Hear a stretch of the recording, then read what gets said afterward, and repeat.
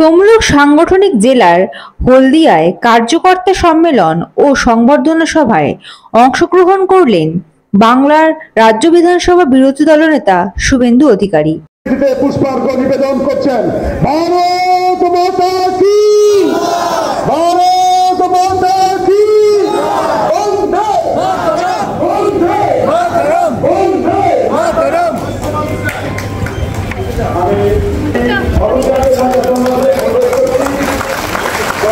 জয় শ্রীরাম, জয় জয় শ্রীরাম, জয় জয় শ্রীরাম।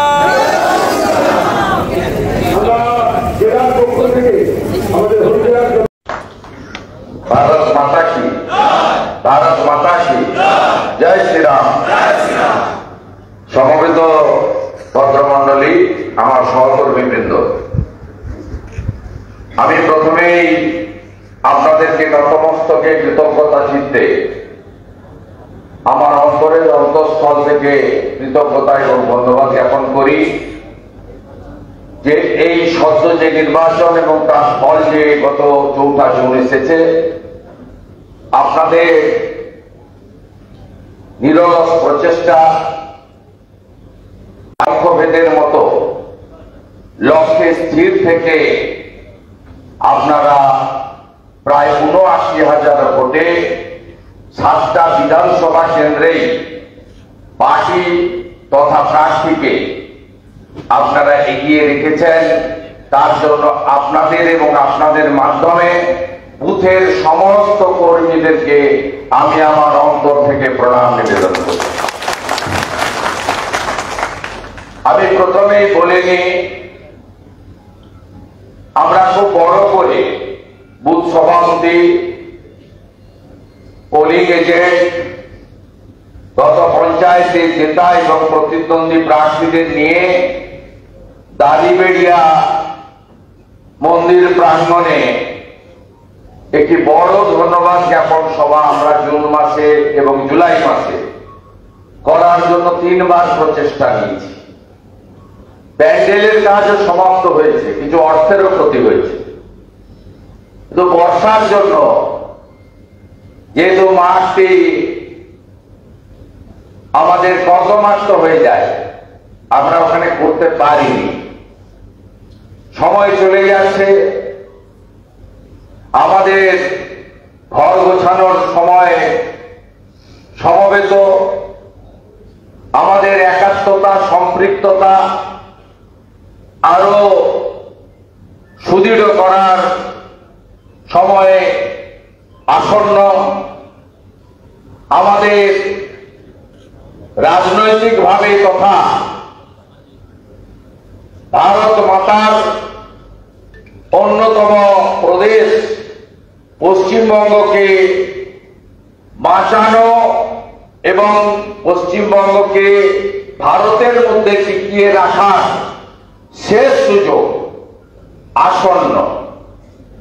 তাই আমরা আজকে জেলা সভানেত্রীকে ডেট দিয়ে, অভিজিৎ বাবু তার ডেট অ্যাকোমোডেট করে, মনসুন সেশন চলছে, অ্যাসেম্বলিরও চলছে, পার্লামেন্টেরও চলছে, আমরা এখানে দেখেছি। আপনারা জেলা সভানেত্রীর পোস্টে পেয়েছেন গ্রুপে, ওখানে শুধু ইনক্লুড ছিল না ব্লক কনভেনার, কো কনভেনার, বিধানসভার কনভেনার, কো কনভেনার, ওটা পরে সভানেত্রী ইনক্লুড করে দিয়ে নেতৃস্থানীয়কে নিয়ে আজকে আমরা এখানে সমবেত হয়েছি।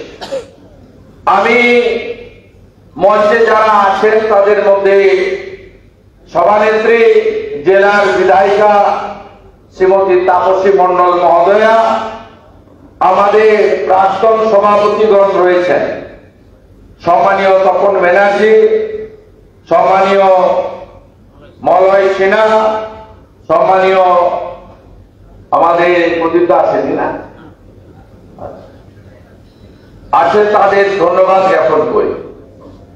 আর অভিজিৎ বাবু, তিনি আমাদের অত্যন্ত প্রাণের মানুষ, এবং আমি নিশ্চিতভাবে বলতে পারি প্রার্থী হিসেবে আমরা আপনারা যারা প্রচারে অংশগ্রহণ করেছি, কোথাও কারোর কাছ থেকে আমরা নেগেটিভ কিছু শুনি, বরঞ্চ পজিটিভ শুনেছি। বলেছেন তমলুকের জন্য নরেন্দ্র মোদীজি উপযুক্ত প্রার্থী দিয়েছেন। তাই আমাদের প্রত্যাশা ওনার কাছে অনেক, আমরা ওনাকে ঘন ঘন চাই, আমরা ওনাকে সবসময় চাই। তাই অভিজিৎ বাবুকে আজকে আমি আমার অন্তর থেকে ধন্যবাদ কৃতজ্ঞতা জানাবো যে তিনি একেবারে সম্পূর্ণ অন্য জগৎ থেকে এখানে এসে তিনি নির্বাচনের প্রক্রিয়াতেও আমাদেরকে সাহায্য করেছেন।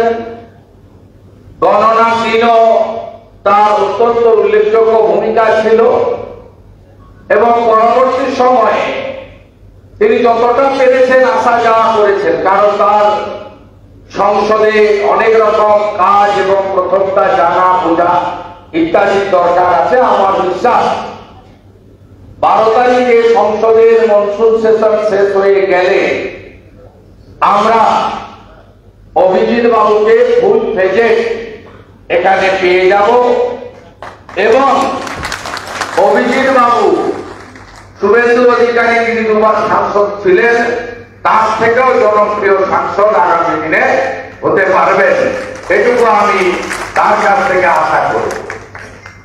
আমাদের মধ্যে রাজ্যের সম্পাদক এবং ক্লাস্টার ইনচার্জ উমেশ রায় আছেন, আমাদের মধ্যে লোকসভা ইনচার্জ সম্মানীয় অনুপম মল্লিক রয়েছেন, কো ইনচার্জ আমাদের স্বপন দত্ত মহোদয় রয়েছেন, আমাদের ওদিকে বিজন মিত্র সিনিয়র লিডার, অশোক দিন্দা লোকসভার কনভেনার, প্রার্থী ইলেকশন এজেন্ট, প্রাক্তন এমএলএ, আমাদের নীলাঞ্জন ভাই আমাদের হাওড়া হুগলি জোনের কো-কনভেনার এবং সর্বোপরি আমাদের সাথী এই জেলার পার্টির অতি প্রাচীন একজন সংগঠক দিদি রয়েছেন অপর্ণাদি, Ashok Dinda MLA, ex MP, পার্টির কর্মী দিব্যেন্দু অধিকারী আছেন এবং অন্যান্যরা আছেন। এখানে সব কথা বলা যাবে না, কারণ সংবাদ মাধ্যম আছে, সে বলার জায়গা আছে, বলা হবে। আমি প্রথমত খুব সংক্ষেপে কতগুলো পয়েন্ট আমি ক্লিয়ার করে দিই। এক হচ্ছে সংগঠনে পার্টি যাদের যাদের দায়িত্ব নিয়েছিল তারা সবাই স্থানে আসেন না, বদলে গেছে। উত্তর হবে শুধু ইলেকশন ম্যানেজমেন্ট টিম যেটা হয়েছিল 25-26টা বিভাগে, সেই বিভাগের কাজ শেষ হয়ে গেছে ইলেকশনের সাথে সাথে।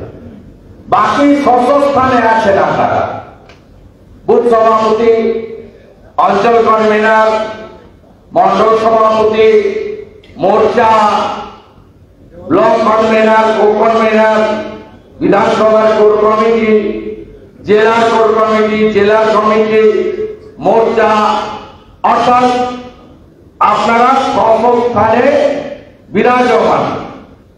আর যাদের কাজ শেষ হয়ে গেছে ইলেকশন ম্যানেজমেন্ট টিম, তাদের কাজ অটোমেটিক করছে, তাদের 4 তারিখে তাদের কাজ শেষ হয়ে গেছে। ক্লিয়ার? দ্বিতীয়, সাংসদের পরিষেবা, সাংসদের যোগাযোগ কিভাবে হবে? আমার থেকে বয়সও বড় উনি এবং শিক্ষা দীক্ষা অভিজ্ঞতা আমার অন্য প্ল্যাটফর্মে অনেক বেশি। আমি কর্মসূচির আগে অভিজিৎ বাবুর সঙ্গে বসে নিয়ে আমরা দুজন কথাবার্তা আদান প্রদান করে নিয়েছি।